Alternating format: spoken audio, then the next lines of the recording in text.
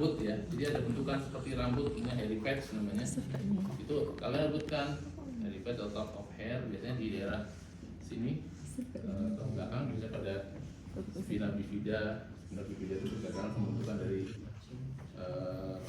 processus spinosus itu kan bisa. Kemudian KPOL itu kayak stok, pernah lihat stok tanda lahir, tapi ini bukan merah, coklat, namanya itu kafe, ini kayak kopi. Bentuknya ada yang satu simbol besar, ada yang kecil-kecil, kayak pulau kecil. Itu sebutkan, jadi apapun data itu kamu sebutkan, gak usah takut. Kalau untuk inspeksi gampang. Terus lihat simetri apa enggak ya, kalau urusan psikologis kan miring bahunya, simetris apa enggak. Pokoknya apa yang kalian lihat nggak normal seperti yang kalian lihat pada orang yang normal, sebutkan. Bahunya miring kan, ada kibus atau gibus. Gibus tuh kayak tonjolan di tulang belakang. Jadi pada orang TB biasanya. Jadi tulangnya menonjol gitu. Bisa. Terus misalnya kakinya panjang sebelah terus dia miring, itu juga kalian sebutkan di inspeksi tulang belakang ya. Kemudian inspeksi pada anggota gerak, bisa ekstremitas superior, bisa ekstremitas inferior. Ini kalian bandingkan. Nah kalau misalnya kalian tunjukkan foto klinis ini kan kalian sudah bisa cerita ya. Ototnya bandingkan kanan kiri kan beda ya. Ini lebih kecil, atrofi ya. Nanti dikonfirm di feel ya. Susah kalau inspeksi tonus otot ya. Ini di SKD bisa-bisa soalnya. Ini saya judul-judul ini sebenarnya di poin-poin di SKD. Sekarang sendi, ya, inspeksi sendi apa yang bisa dilihat? Lain bisa benjolan, abnormal apa? Benjolan, luka, odim, ya kebiruan, tanda berada akan disebutkan. Kalau ditambah lagi kali ini ada istilah varus valgus. Kalau varus tuh kuncinya bagian distal dari sendi itu mendekati garis tengah. Jadi ini varus kan bagian distal dari sendi. Ini kubitus, kubitus tuh siku, kubitus varus. Kalau gini kubitus valgus, menjauhi dari midline. Sama juga kalau lutut, kalau lututnya O berarti genu varus. Kalau X valgus karena distalnya menjauhi midline. Itu inspeksi sendi gitu.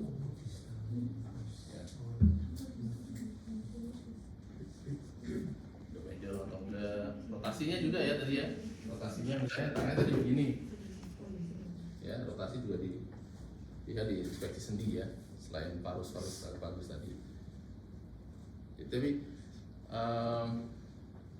penulisannya kalian harus tahu gerakan sendi kayak begini, berarti bisa sikunya, bisa kalau gini kan kalau siku gerakan apa nih? Supinasi ya, terus ada supinasi, forearm supinasi dari kalau di shoulder kemudian eksternal rotasi ya, kan begini. Jadi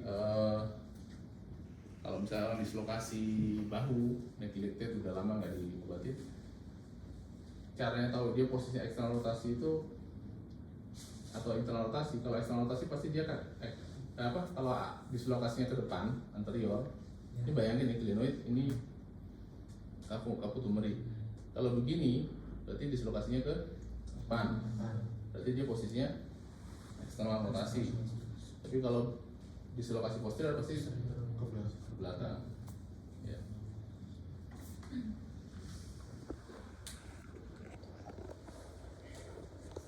Ini seperti ke belakang ya, bisa baca. Ini skapula.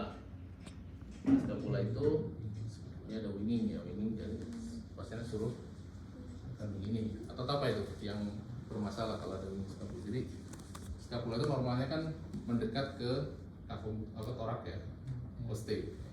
Jadi dia mengangkat ini, atau apa yang ada di margo medialis.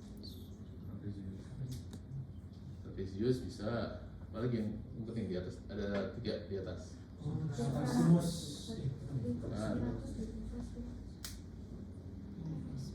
Di margo medialis. Kalau supraspinatus namanya, jadi sebenarnya nama itu sesuai dengan posisi kayak supraspinatus karena dia di atasnya spina scapula. kan ada spina scapula ya. Spina scapula memanjang membentuk acromion. Nah, supraspinatus itu di atasnya. Kalau infraspinatus di bawahnya. Ya, dan lagi teres spina. Ya, romboid. Terus yang di sini yang persis di atasnya. Dia untuk mengangkat scapula. Mengangkat apa? Elevasi ya, levator scapula. Ya.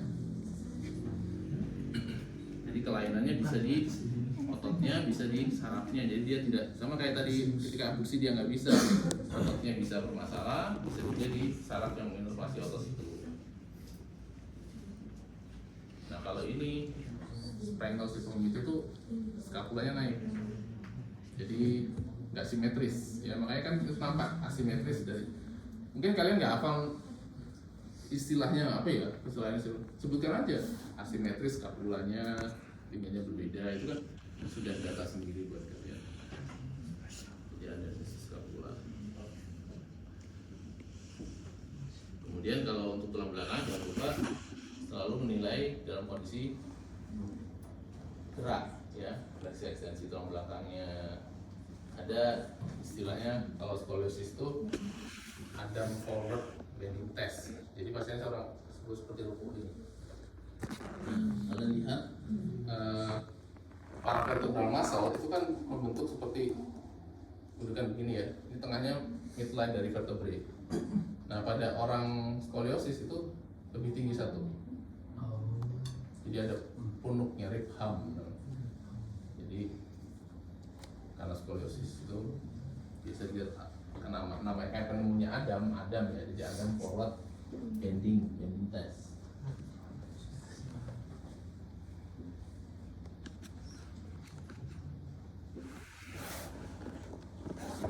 Ini untuk melihat fleksinya lumbar. Jadi kalau normal, misalnya ada kasus ankylosing spondylosis. Ankylosing itu jadi tulang belakang itu kan ada ruas-ruasnya ya, mulai dari cervical 1 sampai sacrum. Itu kan terpisah-pisah ya, ada ruas-ruasnya. Dan pada ankylosing spondylitis itu nama lain bambu spine. Jadi seperti bambu. Jadi dia nggak bisa lagi ada gerakan. Jadi salah satunya bisa sober tes ini, ya. Jadi pada dimple tuh sebenarnya posterior PSIS atau PSIS ya. Posterior superior iliac spine. Kalau ini kan sias. Ini PSIS belakangnya. Buat titik itu kemudian kasih meteran, suruh perubahannya, ini lihat selisihnya. Ya. Nah, bisa juga sih nggak pakai tes ini. Kalau ankylosing yang sudah lanjut tapi ya, itu karena dia terjadinya itu kan autoimun juga, termasuk jenis rheumatoid arthritis yang seronegatif. Jadi inflamasinya berjalan, jadi makin lama makin semua ruas-ruasnya kena. Nah kalau udah semua kena, kamu panggil aja dia akan mulai. Pernah lihat orang nggak? Apa? Ya. Nah, jadi seluruh badannya ikut muter. Dia nggak bisa nolak gini, nggak bisa. Makanya tadi dalam pemeriksaan inspeksi, salah satunya dia disuruh gerakan sesuai dengan sendinya. Misalnya dia suruh fleksi, ekstensi, ya, terus lateral, variasi, ya, untuk lihat ada masalah nggak di sendinya.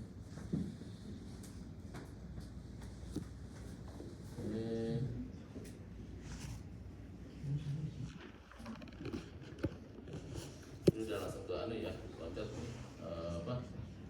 move. Nah kalau move, kalian harus tahu gerakan sendi tadi semua ya. Kalau hip ini apa? Up. Ini abduksi, ini fleksi, ekstensi. Kalau gini, lihat hip joint. Ya, lihat ini sumbunya tulang begini. Kalau begini kan muter keluar. Jangan lihat ininya. Kalau internal mah kebalikan ya. Dilihat gerak dari tulang femur itu terhadap acetabular muternya gimana. Jadi kalau mau pakai goniometer bisa, tapi kalau membandingkan juga bisa. Jadi penilaiannya gitu bisa. Jadi jangan lupa kalau sendi selalu aktif dulu baru pasif ya. Pokoknya tahu istilah sendi-sendinya ini. Nah ini kayak ini gambar yang ini. Iya seru banget. Ini gerakan ini apa berarti? Internal rotation. Internal rotasi untuk ya, ada tulisannya ya. Jadi jangan kebalik, jangan lihat ini eksternal, padahal ini internal. Jadi kalau range of movementnya hip, nulisnya gimana kalau fleksi ekstensi? Fleksinya bisa sampai 70 ya, 70, 0, 65 ya. Nah sekarang ini misalnya salah. Jadi kalau manifestasi saraf tulang belakang di anggota gerak baik itu upper extremities atau lower extremities, kalian nggak usah hafal semua dari C1 sampai sakral 1 sampai sakral 5. Kalau ini yang ada kotak-kotak tebel ini. Jadi kalau anggota gerak atas itu dari C5 sampai torakal 1. Jadi C5 itu lebih gampang ya. Jadi gini, bedakan antara C ya C5 C itu menunjukkan root atau root ya. Jadi bayangkan seperti kabel. Pernah lihat kabel itu kan di dalamnya ada bandel-bandel lagi. Nah, saraf kayak nervus ulnaris, nervus radialis, nervus axillaris itu sebenarnya sudah kabel. Nah di dalamnya ada jaras-jaras tadi. Jadi kayak misalnya saya ini nggak hafal, di netter biasanya ada di anatomi itu. Misalnya nervus ulnaris itu C berapa sampai C berapa ada komponennya. Jadi C5, C6, C7 itu membentuk satu nervus ulnaris. Jadi kalau C itu menunjukkan dia baru keluar dari foramen intervertebralis ya. Jadi jangan bingung nanti ini C5 terus ini ada ulnaris, ada axillaris, bingung ya. Jadi kalau C5 itu, jadi ingat kalau memeriksa saraf selalu ada komponen motoris, ada sensoris ya, sama refleks sebenarnya. Cuman nggak bicara diperiksa. Kalau di saraf mungkin untuk menentukan topis klinis atau topisnya itu harus tahu refleks bicep, refleks tricep, refleks patologi itu harus tahu ya. Kalau untuk muskuloskeletal motorik sensorisnya udah cukup ya. Jadi kalau anggota gerak atas itu C5 sampai C7. C5 pokoknya dari C5 itu daerah sini aja, deltoid sini. Makanya dinamakan badge area atau badge itu kalau anak SD itu kan ada badge. Nah, kan di sini makanya dinamakan badge. Jadi kalau mengecek C5 itu sensorisnya di daerah sini. Jadi kalian makanya camera salah satunya juga perlu ya. Bisa kalau nggak ada ya bisa kalian pakai cotton bud juga bisa dioles gini atau diraba begini, bandingkan dengan sebelah. Selalu bandingkan dengan sisi yang sehat. Itu sensorisnya. Kalau motorisnya ya dia kan deltoid, fungsinya untuk abduksi, disuruh abduksi ya. Kalau C6 ini wrist ekstensi itu untuk motorisnya. Kalau sensorisnya ini ada dermatoidnya di sisi sini, sisi anterolateral dari pengurus. Ini nggak bisa kalian hafalkan, ini lihat gambarnya ya. Ini C5, C6, ini C7, torakal 1, C8 ya. Ini dermatom itu untuk sensorisnya. Kalau motorisnya ini tadi. Kalau anggota gerak bawah itu L2 sampai sakral 1 ya.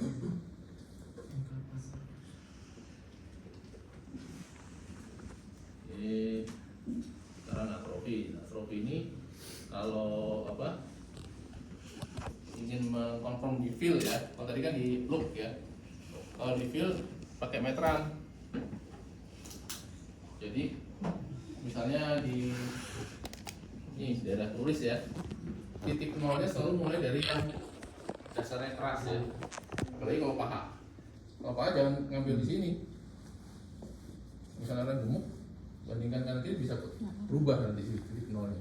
Jadi sisi yang dekat dengan tulang, biasanya sisi lateral kalau paha. Jadi titik nolnya selalu dekat situ ya. Bandingkan diputar begini ya, berapa senti, terus dibandingkan kanan kiri. Itu untuk confirm benar nggak sih atrofi. Kan jadi lu tadi kelihatan beda, kayak tadi gambar ini tadi Cruis ya. Kalau Cruis lebih gampang, nolnya pasti di krista tibia ini, tinggal di ya. Dia nilai atrofi otot gitu. Jadi mau di anggota gerak di humerus ya sama titik. Jangan di sini, ini kan lebih bulky ya, lebih kalau sini kan lebih dekat ke tulang. Itu titik nol selalu diambil di situ.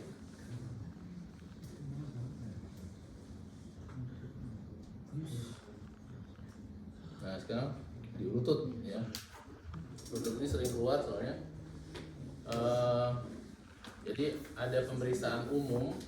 Pemeriksaan umum itu ya tadi sama look, feel, move.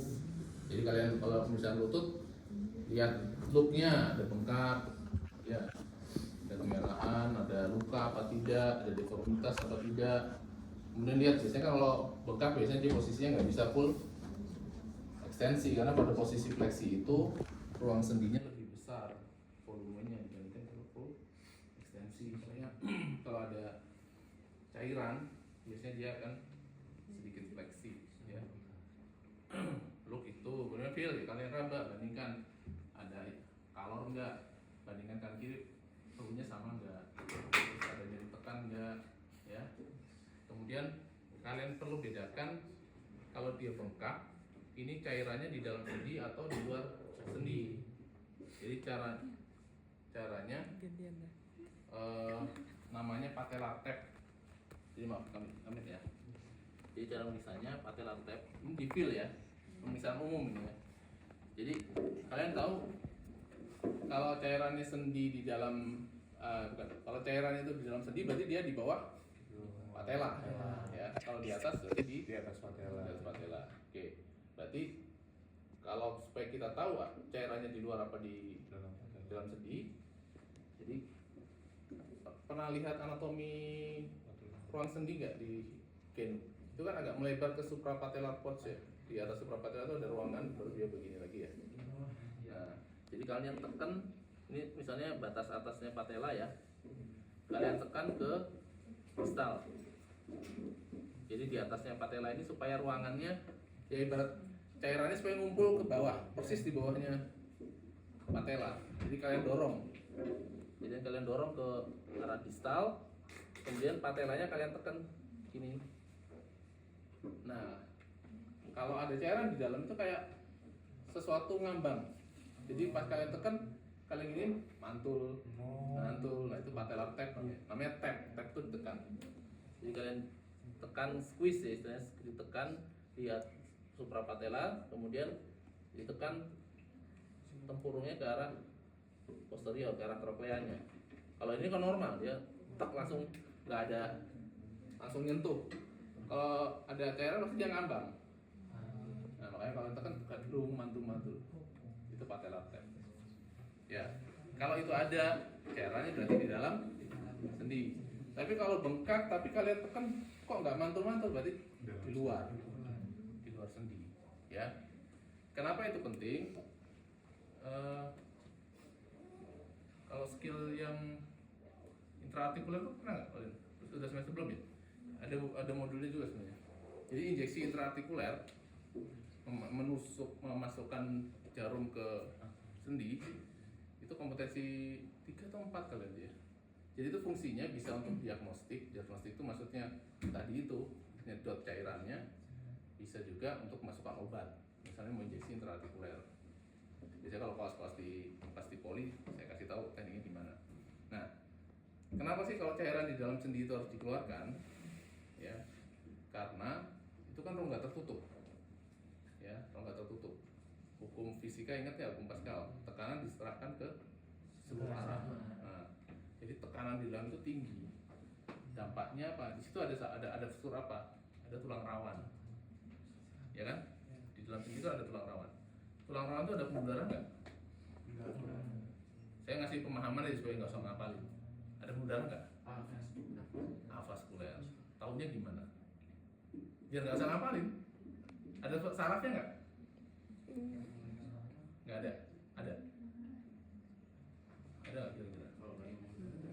Iya, kalau nggak ada saraf, betul. Analoginya gampangnya gini. Kalau seandainya tulang rawan itu ada pembuluh darah dan saraf, kalian berdiri sakit nggak? sakit dong kejepit. Ya, di lutut nih ya, pasti jepit. Tapi Allah menciptakan tidak ada saraf dan pembuluh darah, sehingga kita mau gerak, mau lari, mau sirkus, mau apa, nggak nyeri. Ya, kan Allah menciptakan situ. Nah, terus gimana dapat makanannya? Kalau dia, kan dia tetap ada sel kontrosit itu. Gimana dia dapat makanannya supaya bisa dapat makan? Nggak ada pembuluh darah. Kan yang bawa nutrisi itu kan pembuluh darah. Dari cairan sinovial, ya. Gimana caranya? Pernah lihat spon kalian nyuci motor atau nyuci mobil? Spon itu kalau kalian cair dia akan ngembung ya. Kalian perkes dia akan keluar airnya. Seperti itulah pertukaran makanan di tulang rawan. Ketika dia kempes, sisa-sisa makanannya keluar. Ketika nggak ada tekanan, ngembung, cairan itu masuk cairan sinovial untuk membawa nutrisi. Nah, bisa dibayangkan kalau tekanannya tinggi, dia akan kegencet terus kan? Bisa dapat makanan nggak? Nah, makanya kalau kalian tidak lakukan dekompresi pada cairan yang menumpuk dalam sendi, lama-lama tulang rawannya akan rusak. Jadi OA. Itu alasan pertama. Alasan kedua, kalau itu darah itu kan ada HB ya. HB itu ada komponen hemosin dari Fa ya. Hem itu pecahan dari HB itu akan nempel di dinding-dinding cartilage tulang rawan, dan itu oleh sistem imun tubuh akan dianggap sebagai benda asing sehingga diserang, akhirnya terjadi kerusakan juga sama. Makanya supaya tidak ada, apalagi kalau darah ya, walaupun sebenarnya cairan di dalam sendi kan tidak harus darah. Makanya tadi saya bilang dilakukan injeksi itu tujuannya untuk diagnostik, untuk terapik juga. Diagnostik itu apa? Kita harus sedot, lihat ini darah bukan, atau serus saja cairan kuning, atau purulen bahkan nanah. Ya, tapi selain itu diagnostik tadi supaya untuk mengurangi tekanan di dalam sendi. Ya. Nah, tadi udah pemeriksaan umum tadi ya, look sudah, feel-nya tadi patellar tap tadi, move-nya tahu ya, move-nya ya biasa, fleksi, kalau gerakannya nggak banyak ini ya, fleksi ekstensi aja ya, kalian lihat. Oke. Nah, sekarang ada pemeriksaan spesifik. Jadi pemeriksaan cruciatum, collateral ligamen, meniskus itu termasuk pemeriksaan spesifik di lutut ya. Ada namanya kalau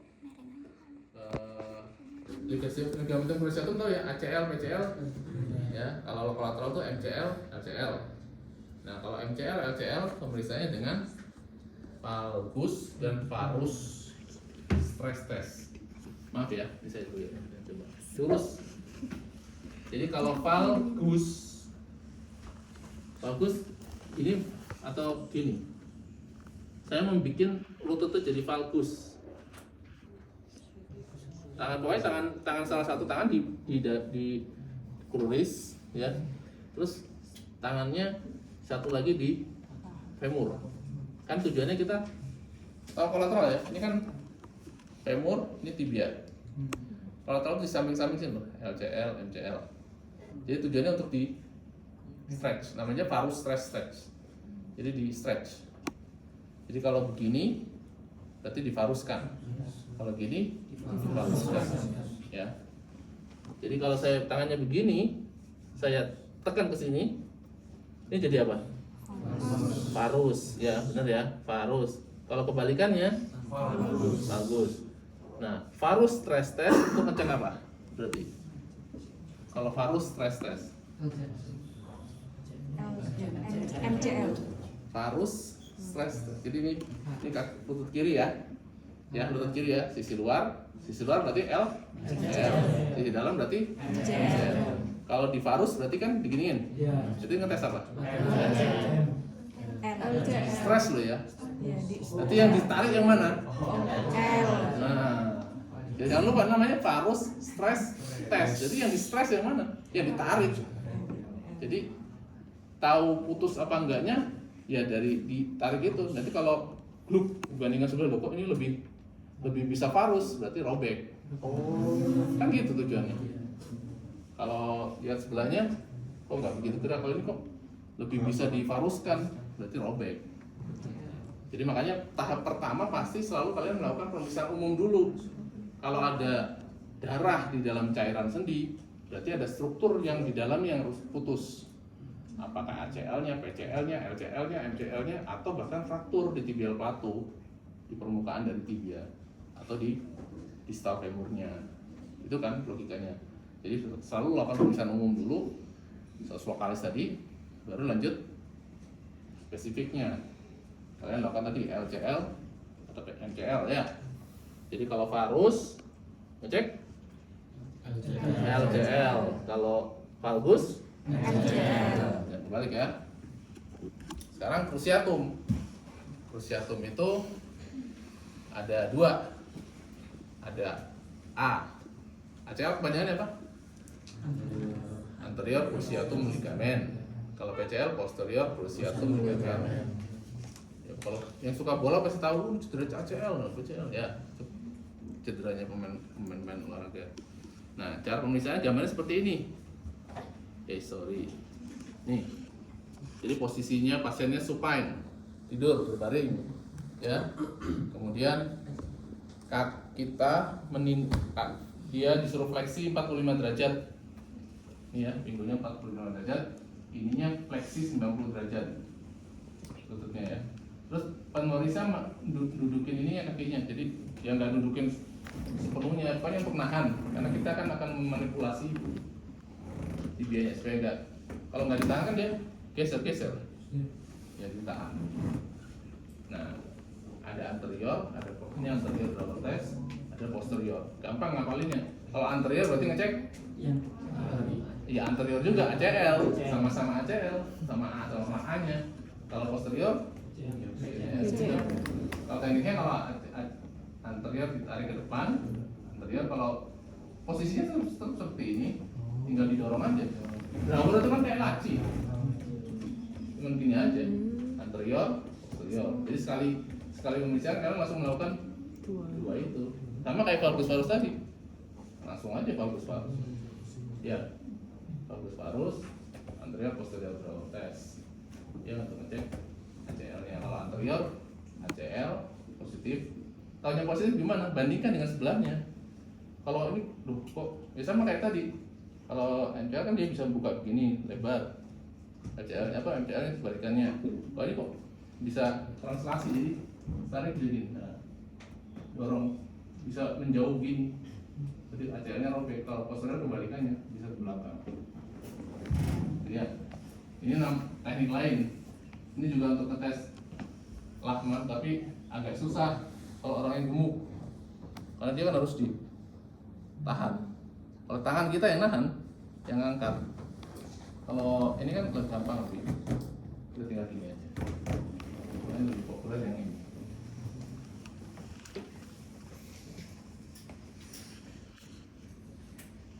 Ini udah tadi ya, valgus varus stress test.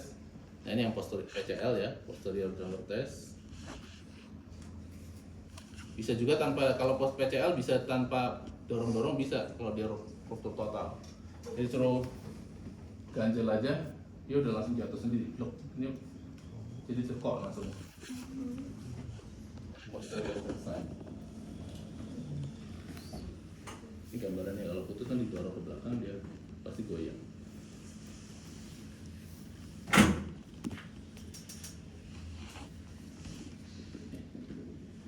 Ini meniskus, pemeriksaan khusus juga pada lutut. Meniskusnya agak rumit. Jadi kalian harus tahu, meniskus itu ada medial. Jadi ini tulang lutut kan ya. Ada sisi medial, bentuk itu kayak huruf C. Mungkin kalian lihat gambar meniskus kayak, jadi ada huruf C gitu.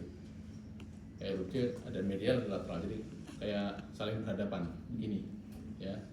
Nah, prinsip McMurray test itu sebenarnya digencet.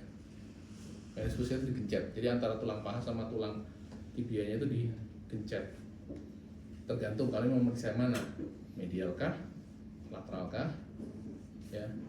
Kalau pas berapa tahun yang lalu, posterior itu sampai posterior atau kornu. Jadi kan karena bentuknya kayak huruf C itu ada dua kornu ya, istilahnya kayak dua tanduk, anterior atau posterior, sampai lengkap gitu kunci jawabannya. Saya bilang kalau saya pas nguji, pokoknya udah meniskus medial aja udah bener, nggak perlu sampai sebenarnya tahu anterior posterior bisa, tapi harus paham benar prinsip Murray-Test tadi. Intinya kan dia menjepit. Bisa bayangkan ya, ini misalnya dari samping ya, ini tulang tibia begini ya posisinya. Jadi posisinya pasiennya supine. Kalau gini biar kalian ingat, orangnya jadi kayak gini. Ingat gambar ini. Biasa aja sih sebenarnya. Jadi supine biasa.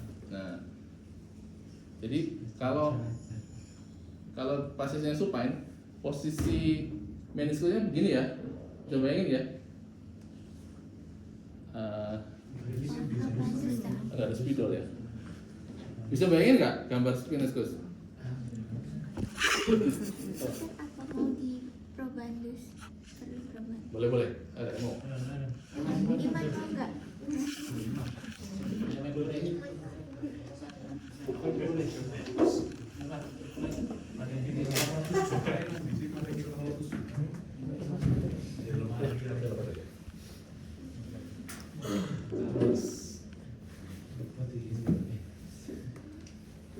Jadi kalau pasiennya berbalik gini, jadi ini kan apa?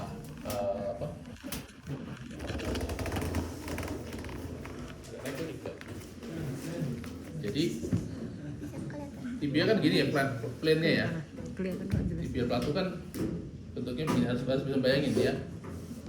Ini pahanya begini, tibianya begini. Nah, meniskus tuh menghadap ke atas femur, jadi bentuknya kayak huruf C gini. Ya. Jadi saling ungkur-ungkuran, ngadep-ngadep. Bukan ungkur-ungkuran, malah ngadep-ngadepan. Jadi cekungannya ngadep ke sini, satu lagi begini juga, ya. Bayangin dulu ya. Nanti kalian bisa lihat gambar di Google, itu gampang. Nah, berarti kan ini anterior, kornu anterior, ini meniskus lateral, meniskus medial, ya. Ini ada kornu anterior, ini ada kornu posterior, oke? Nah, prinsipnya tadi McMurray apa? Menjepit. Nah, cara menjepitnya, kalau saya bayangin ya, saya fleksikan, fleksi, full fleksi begini. Kira-kira yang kejepit mana? Posterior, betul. Tapi dua-duanya medial atau lateral. Nah, kita ingin lihat ini medial atau lateral. Nah, berarti kalau kita ingin mengecek lateral, saya harus ngapain lagi selain difleksi?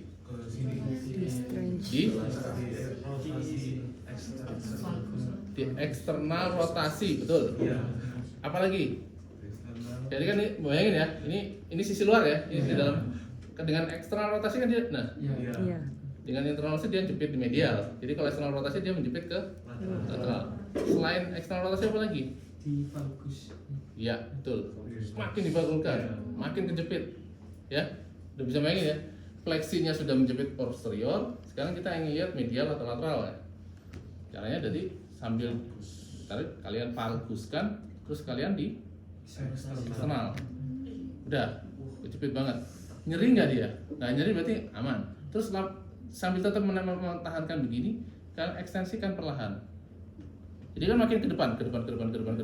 Kalau nyeri, berarti dia anteriornya yang sekarang yang kejepit. Kan posterior udah bebas. Nah, gitu tekniknya. Seret, perlahan. Nah, kalau medialnya kebalikannya, fleksi lagi, berarti di internal rotasikan, sama di parus. Itu diparuskan. Terus perlahan-lahan di ekstensikan. Ya. Jadi kalau misalnya gini nggak nyeri, terus makin kesini. Aduh sakit. Nah, berarti di anterior. Robekannya di anterior. Tuh, McMurray. Sudah, terima kasih.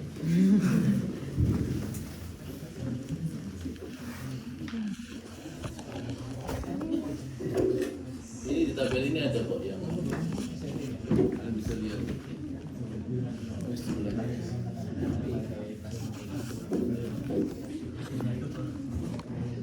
Nah,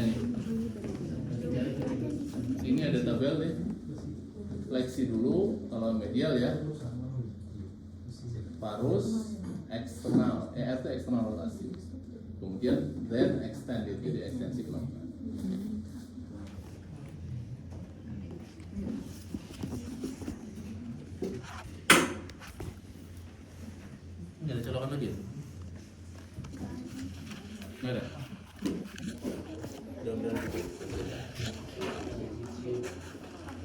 Oke.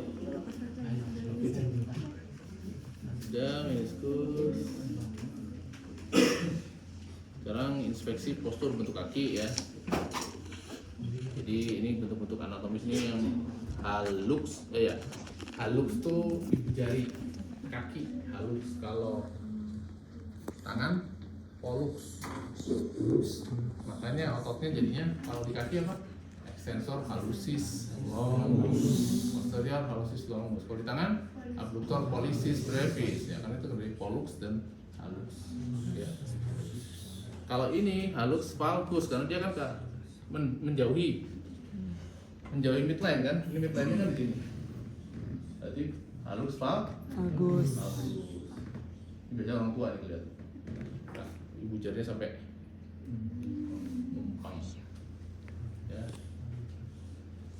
Terus ini cavus. Cavus itu up, medial up-nya itu tajam. Jadi sekali.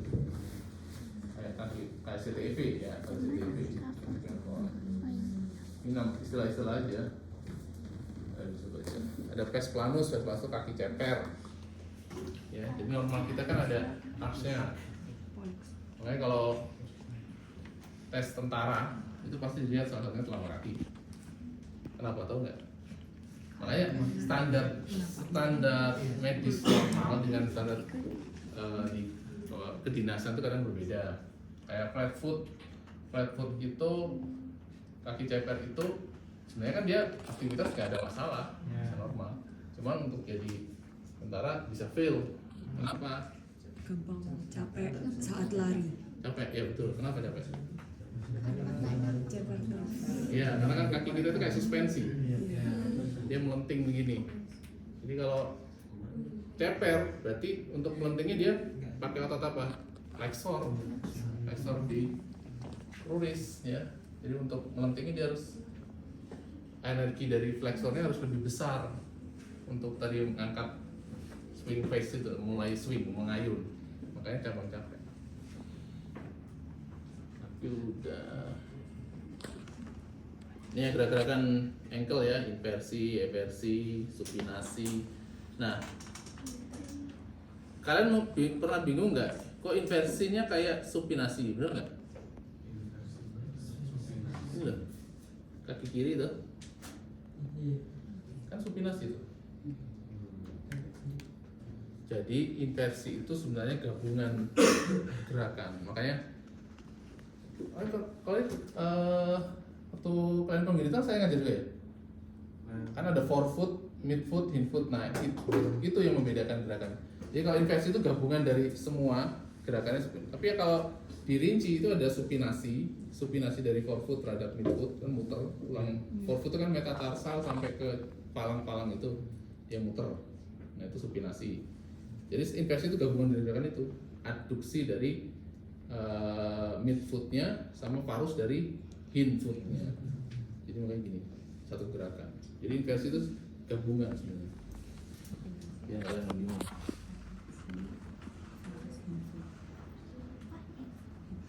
Plantar kan cuma dorso plantar flexia.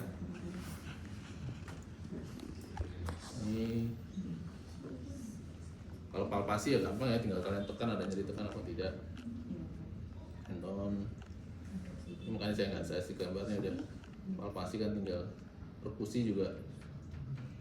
Ini tadi rom udah ya. Fungsi otot itu yang tadi tuh ya. Abduksi, kalian kekuatannya kalian evaluasi kan kalau di sarpan ada. Oh ya, 5 4 3 2 1. Oh ya, 5 bisa ngangkat, 4 melawan tahanan ringan, 3 melawan gravitasi, 2 dan 1 cuman tonus saja. Nah ini gerakan tangan, gerakan untuk di tangan ya. Ini gerakan apa nih? Lihat jari. Ini up. Ini abduksi. Kalau gini.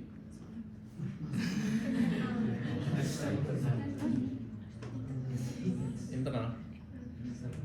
Yang ini internal juga gini. Gambarnya gini. Jadi tangan kita selalu menapak ke atas. Jadi kalau ini ke arah ini namanya ABD, adduksinya gini. Kalau gini ekstensi, ini fleksi, ya ekstensi, fleksi, abduksi, ya biar nggak bingung, pokoknya ada ke atas. Fleksi, ekstensi, abduksi apa? Ini adduksi. Abduksi, ekstensi, terus apa ya, fleksi. Ini panjang ekstremitas, ya tadi nggak sekalian ya. Jadi ada lagi, ada orang coba lagi. Jadi kalau mengukur ekstremitas ada dua, ada true length, jadi panjang sebenarnya, ada parent bukan appearance ya, parent length.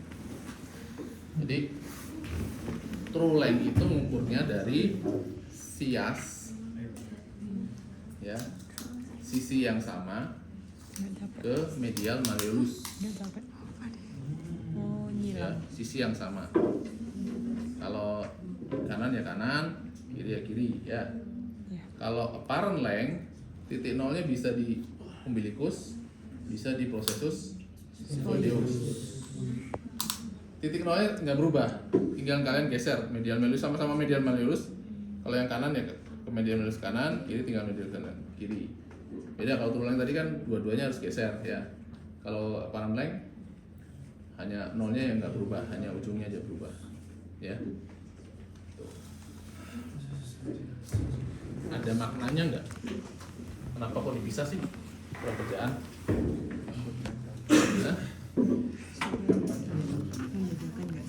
Nah, kita kasih kasus ya. Misalnya dislokasi hip yang kanan, ya, dislokasi hip yang kanan. True length kanan kiri, apparent length kanan kiri yang nggak normal mana? True length-nya yang kanan kenapa? Terulangnya kan dislokasi. Gampangnya gini, true namanya true ya. True itu panjang tulang sebenarnya. Kalau dislok itu ada patah nggak? True length-nya sama, tapi paralnya pasti beda. Parang itu makanya, oh gini, atau orang skoliosis kan bengkong nih, ya skoliosis. True length-nya sama nggak kanan kiri? Sama. Tapi parang length-nya beda. Jadi parang tuh kayak penampilan, kayak kelihatannya miring, tapi ketika kita ukur sama. Itu untuk membedakan ada masalah. Kayak short leg kid tadi, kaki panjang sebelah, kalian harus tahu itu true length-nya atau apparent length-nya. Makanya harus dikonfront, tetap diukur.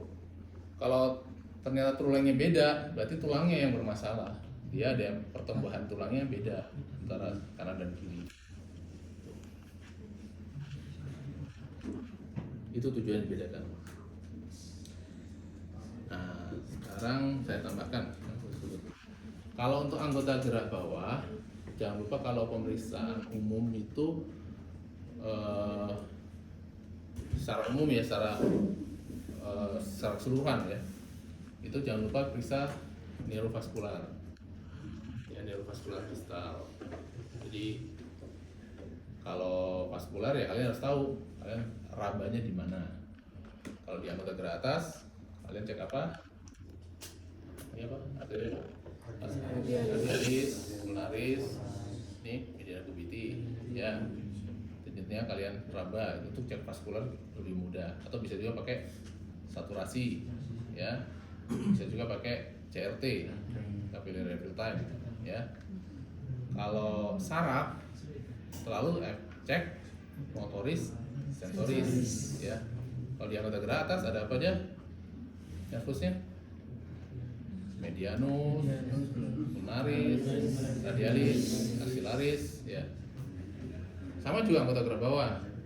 Vaskularnya apa? Kalian biasanya ngeraba apa kalau kaki? Femoralis. Oke. Apalagi yang bawah-bawah? Popliteal. Oke, lagi, bawah lagi. Arteri. Arteri peroneus ada? Tibialis posterior. Tibialis posterior di mana penerapannya? Penerapannya di mana? Tibialis posterior. Kelihatan, coba kalian kalau mau lihat ya. Kaki dibuka, tas kakinya, terus kalian begini lihat. Denyut mana dia yang berdenyut? Kelihatan banget. Ya itu. Jadi di belakang medial malleolus, di posterior medial malleolus. Itu kalian raba tibialis posterior. Kalau yang anterior, tibialis anterior di kepanjangannya sebenarnya di dorsalis pedis, ya di anterior ankle itu kan ada denyut. Itu untuk vaskularisasinya. Jadi pembuluh darahnya pecah ya, jadi popliteal pecah jadi dua, tibialis anterior, posterior. Ya. Kalau sarafnya apa ya? Saraf anggota gerak bawah. Sebutkan aja. Mulai dari yang besar. Nervus? Hah? Apa? Nervus apa? Superficialis, apa lagi? Kalau ada superficialis berarti ada profundus dong. Ya, profundus, apa lagi? Nervusnya. Peronus communis itu gabungan dari superficialis profundus tadi jadi satu. Terus atas, mau ke atas lagi boleh. Kotenus di kulit, kecil banget. Susah. Apa kalau lagi? Nervus? Femoralis. Nervus saphenus itu cabang dari peroneus ada. Iya, sciatic. Nervus sciaticus. Jadi keluar ini langsung sciatic. Atau nervus sciaticus. Jalan posterior terus pecah. Satu yang ke common peroneal tuh melingkar di head fibula. Kalau yang tibialisnya langsung ke posterior. Jadi nervus tidak ada, jangan dulu ya. Tidak ada nervus tibialis anterior, nervus tibialis posterior. Ya. Kalau arteri ada. Kalau nervus nggak ada. Karena satunya nervus tibialis langsung pecah jadi sama common peroneal nerve tadi. Common peroneal nerve pecah lagi jadi superficialis sama profundus. Nah, sekarang kalian harus tahu. Tadi kan kalau saraf kita dari bawah aja ya. Harus tahu komponen motoris, sensoris. Jadi kalau ngecek nervus tibialis, sensorisnya di mana? Sensorisnya.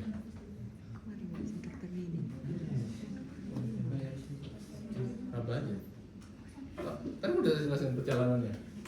Ya di daerah sini belakang sini semua punya tibialis. Ya kan? Di daerah betis posterior itu semua punya tibialis. Kalau peroneus profundus sama superficialis, kalau superficialis di sisi lateral sini. Kalau profundus, jadi kalau kaki ya, kaki ini, misalnya kaki kiri ya, sisi lateralnya ini punya superficialis. Kalau yang di profundusnya di antara ibu jari sama jari kedua itu, di web space itu sensorisnya. Kalau motorisnya dia ankle dorsofleksi, itu nervus apa?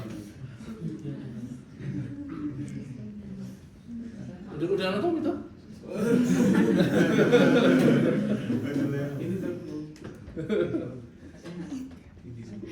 Jadi supaya gampang, ini ankle dorsofleksi berarti daerah anterior kan otot-ototnya, jadi nervusnya peroneus, profundus. Kalau lantar fleksi, nervus tibialis. Ya. Nah, misalnya saya nyebutin drop foot, pernah dengar? Itu kelainan di apa? Bisa sih autoimun bisa. Apa? Nervus apa?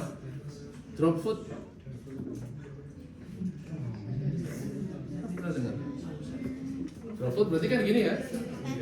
Nggak bisa ankle dorsifleksi ya? Ini nervus apa tadi? Peroneus. Bisa common, bisa profundus. Kalau common kan belum pecah. Kalau profundus sudah turun ke bawah. Kalau drop hand, pernah tahu dengar ya drop hand? Barusan. Radialis. Kalau F hand, pernah dengar F hand? F hand ulnaris. Iya, Anda salah. Medianus. Tahu F? Tahu F tahu ya? F itu monyet. Gimana tangannya? Tangannya monyet. Gimana tangannya? Pernah ditunjukin nggak? F itu gimana? Ya, betul. F itu gini. Jadi dia tidak bisa abduksi jempolnya dan tidak bisa fleksi dari tiga jari. Oh iya, gampangnya. Medianus tuh sensorisnya di mana sih? Tiga jari. Gampangnya apanya gini deh. Semua ekstensor tuh punya radialis. Ini ekstensor tuh gini. Pukul rata. Ini radialis semua. Kalau yang flexor daerah polar ini itu bagi dua. Satu punya medianus. Medianus ya sisi medial, bukan sisi medial, sisi radial. Kalau ulnaris sisi ulna, kan sisi ulna sini ya. Nah, ini berapa sensorisnya? Medianus? Ya 3,5, 1, 2, 3 ini. Jadi setengah ini jari keempat ini punyanya ulnaris dan punyanya medianus. Jadi kalau ngecek sensorisnya jangan di sini. Untuk medianus ya di 3 ini. Ya, ujung-ujung jari ini kalau tebel, makanya kayak carpal tunnel. Tahu CTS? CTS masalahnya di nervus apa? Nervus? Medianus. Nervus medianus. Jadi dia akan tingling sign atau numbness kebasnya jadi tiga setengah jari ini. Kalau sisinya ulnaris, ya. Jadi kalau ulnaris sensorisnya di sini, medianus di 3 jari ini, kalau radialis di ini ya. Kalau motorisnya, kalau radialis, ya kan ekstensor, ya suruh gini aja dorsofleksi atau thumbnya suruh ekstensi pak, cetek, oke gitu misalnya, nggak bisa. Atau kalau medianus, motorisnya tadi tuh F hand atau yang paling gampang tadi kan saya bilang semua flexor, oh ya saya lupa, ekstensor tadi punya Radialis. semua flexor itu punya medianus, semua flexor punya medianus kecuali 45 ini. Flexor digitorum superficialis profundus 45 sama flexor apalagi yang ada ulnaris yang ulnaris, ekstensor flexor ulnaris itu punya ulnaris namanya FC. Ya, yang lainnya itu punyanya medianus. Jadi flexor itu punya medianus sisi radial. Pernah tahu oke sign? Pernah dengar nggak? Jadi pasiennya suruh gini aja. Pak, bikin oke sign, oke. Kan flexor, dia bisa fleksi medianusnya. Kalau Pak bikin gini Pak, oke. Normal nggak? Nah, dia nggak bisa fleksi kan? Dia gini, oke sign, oke dong. Oh, ya gini Pak, gini dia nggak bisa. Paksa-paksa gini, nggak bisa. Ya. Kalau ulnaris, pernah dengar from test? Kelompok sebelumnya pernah? Apa?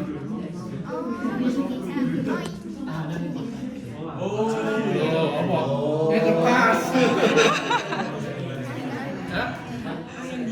Ya, gimana? Gimana coba? Pakai Kertasnya dijepit. ini ya. Kuat menahan atau tidak? Buat nahan. Nah, saya lebih suka froment testnya di sisi pakai ibu jari dibanding ini. Kenapa? Jadi kan tadi sini sebenarnya punya medianis ya. Iya. Kenapa kok kayak pakai ibu jari? Ada satu otot, ada cabang sarafnya nyeleneh. Dia menginervasi satu otot di kompleks, ini tenar ya, ini hipotenar. Satu otot dia menginervasi di tenar. Namanya apa otot apa? Ada yang tahu nggak? Tahu langsung lulus ya. Jadi ada otot di tenar, tapi diinervasi oleh ulnaris bukan medianus. Mestinya kan medianus. Kita jawab dulu aja daripada otot pollicis brevis itu punya ulna. Nah, kenapa kalau saya lebih suka di sini? Tadi ini gerakan apa? Abduksi. Bukan gini. Adduksi. Tapi ekstensi kan? Iya. Adduksi. Kan tadi adduktor pollicis Brevis. berarti dia harus begini ya. Iya. Nah, kalau froment testnya di adduksi kita tidak hanya mengevaluasi dia bisa jepit apa enggak. Kalau di sini kan cuma jepit kok. Iya. Nah, kalau saya nyeri di sini, kalau saya jepit ya pasti nggak bisa, pasti lepas. Kalau ini mau kuat mau nggak kuat kelihatan. Fungsinya tadi apa? Adduksi. Menarik ya? Dia pasti begini, kan adduksi, jepit kan? Iya. Tapi kalau dia ada lesi di nervus ulnarisnya, dia bukan begini jepitnya, dia akan memfleksikan tangan ini. Oh. Jadi kalau dia suruh jepit dia gini jepitnya, berarti lesi nervus ulnarisnya. Langsung kelihatan, mau kuat nggak kuat kelihatan dia tangannya begini jepitnya, bukan dengan adduksi tapi dia dengan memfleksikan tangannya. Tuh makanya saya lebih suka froment test di sini dibanding ini. Tuh. Nervus ulnaris sudah. Oke. Pernah dengar Cohen? Cohen. Cohen nervus apa? Ulnaris. Gimana? Anunya tangannya gimana? Cloud. Kayak cakap gini, ketahuan gini. Gimana? Ya, jadi Cohen itu ada dua, ada parsial, ada total Cohen. Kalau parsial itu ulnaris stop. Jadi ulnarisnya nggak bisa. Jadi Pak genggam Pak, tangannya ini tetap. Kan dari sisi ulnaris ini. Jadi 45 ini nggak bisa fleksi. Jadi tangannya gini. Jadi nahan dia. Suruh fleksi ini tangannya gini terus. Itu yang parsial Cohen. Jadi ini suruh fleksi bisa karena dia kan medianus. 45 ini kan punya ulnaris, dia nggak bisa fleksi. Kan tadi saya bilang semua flexor punya medianus kecuali 45. Kalau Cohen total, ini nervus apa berarti? Medianus sama ulnaris. Medianus ulnaris. Medianus ulnaris fungsinya untuk apa tadi? Kok malah dia flexor? Logikanya kan kalau medianus ulnaris untuk flexor, berarti mestinya dia nggak bisa. Nah, mestinya gini kan? Kok malah Cohen? Bener nggak nervus ulnaris medianus kalau Cohen? Bener ya? Cohen kerusakan nervus medianus ulnaris, bener nggak? Ya logikanya berarti salah dong aku ya? Ulna aja. Bener nggak? ChatGPT.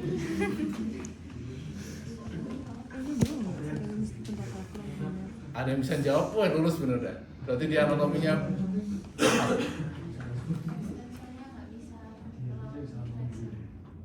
ekstensornya nggak bisa melawan flexor.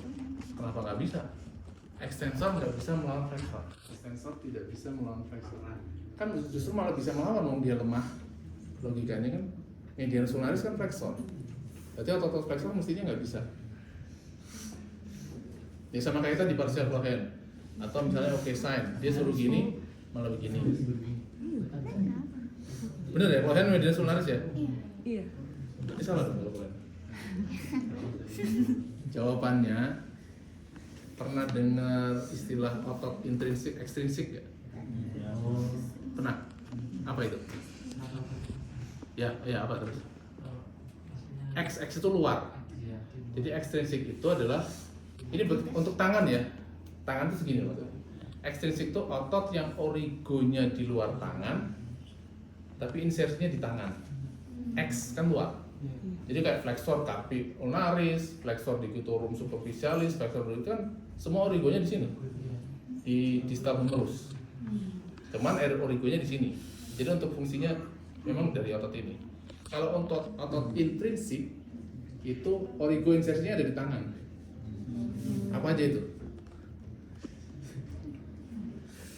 Ada lumbrical, ada interosseus, dorsal interosseui, ada polar interosseui, ya. Nah, sekarang kalian cari fungsi otot tadi apa? Atau lumbrical, wes? Lumbrical muscle fungsinya untuk apa? Lumbrical tangan, head. Presisi jari. Apa? Gerakan halus dan presisi jari. Oh enggak, fungsinya nggak disebutin. Fleksi. Iya apa? Fleksi metakarpal? Udah itu toh. Sama ekstensi sendi intervalam. Jadi begini ya. Fleksi metakarpal MCP joint dan ekstensi intervalamnya. Itu otot apa? Otot apa? Musculus lumbricalis. Inovasinya otot saraf apa?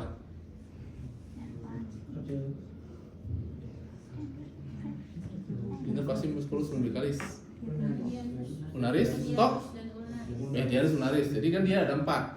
1, 2 punya medianus, 3, 4 punya ulnaris. Tadi gimana fungsinya? Ini kan fleksi MCP, ekstensi phalangeal. Fungsinya begini ya. Ketika ada kerusakan dia jadinya bagaimana? Lemah. Jadi kebalikannya. Ekstensi dari metakarpal, fleksi dari interphalangeal. Jadi apa ini? Longhand. Itu jawabannya. Jadi kerusakan benar nervus medianus ulnaris tapi pada otot intrinsik. Kalau tadi ekstrinsik. Ya. Bingung ya? Ya, tapi harus apa? Terus apa lagi yang lainnya? Oh ya, tadi ada yang kelewat, vaskuler. Kalau misalnya kalian temukan luka bacok, ini ya, perdarahan. Tadi ngecek apa kan? Neurovaskuler, jangan lupa ya. Saraf-saraf udah tadi. Sekarang vaskuler. Saya raba ini. Oh, masih ada denyutnya. Putus nggak kira-kira? Kalau enggak. Teraba denyutnya. Nggak putus berarti ya? Iya. Oke. Ada yang mau jadi orang coba? Perhatikan ya. Ini radialis, ini ulnaris, ya. Saya blok. Radialis saya blok. Saya apa dulu? Oke, situ berarti. Ulnaris. Oke. Sekarang genggam buka berulang. Terus. Saya tutup dua-duanya. Perhatikan. Telapak tangannya dari merah sekarang apa? Putih.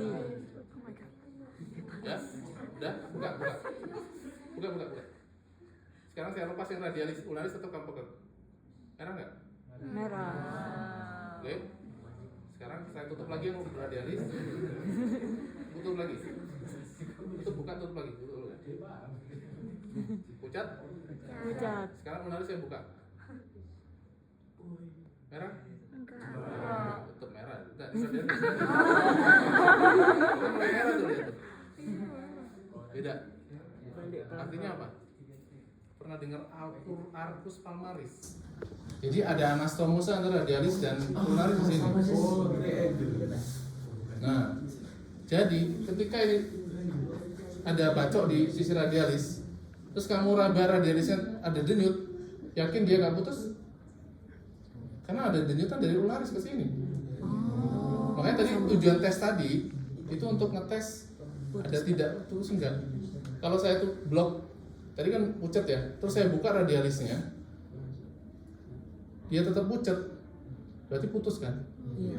Kan dia udah dari sini nggak dapat, dari ularis masih saya tekan. Iya, nggak dapat juga. Begitu juga sebaliknya, kalau saya buka begini, dia sudah merah, berarti kan ularisnya paten, kan dia dapat dari ularis.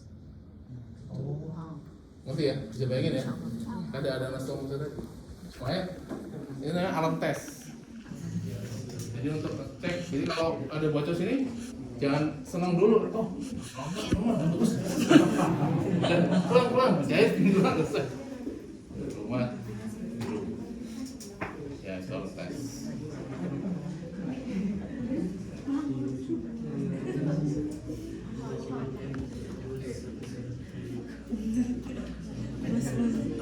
Jadi ada yang nanya?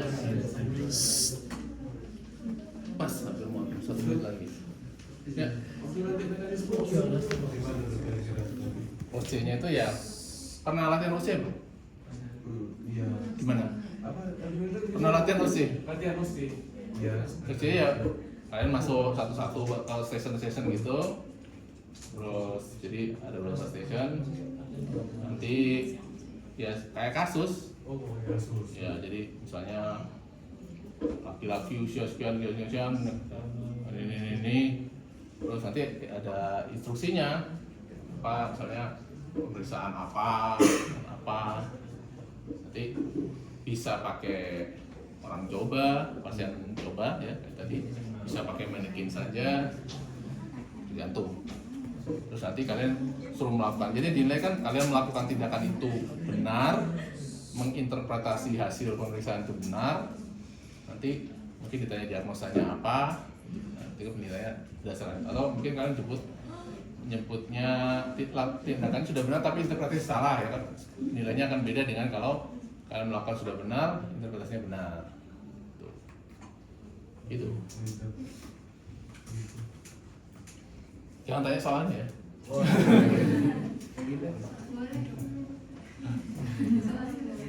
Soalnya pemeriksaan muskuloskeletal.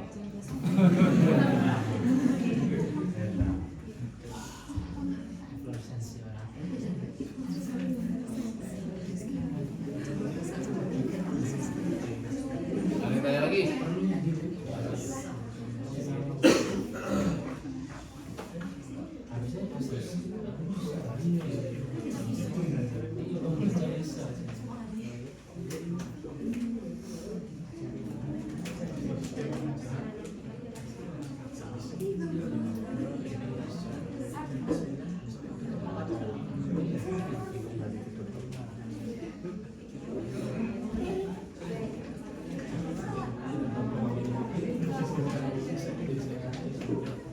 Ada yang masih bingung mungkin?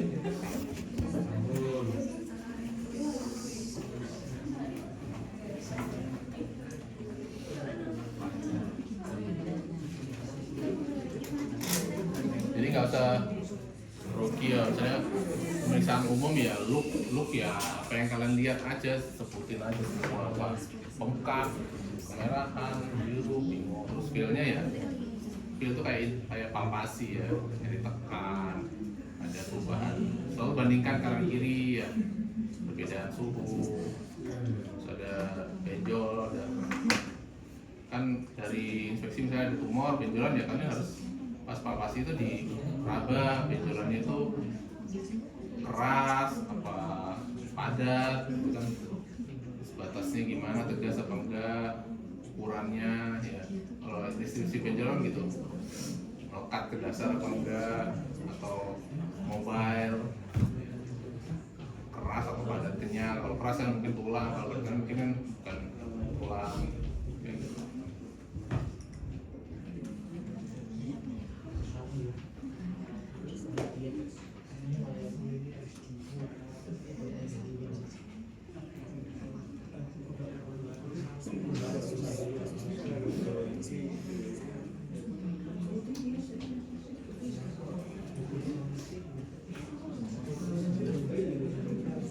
Jadi mau tanya?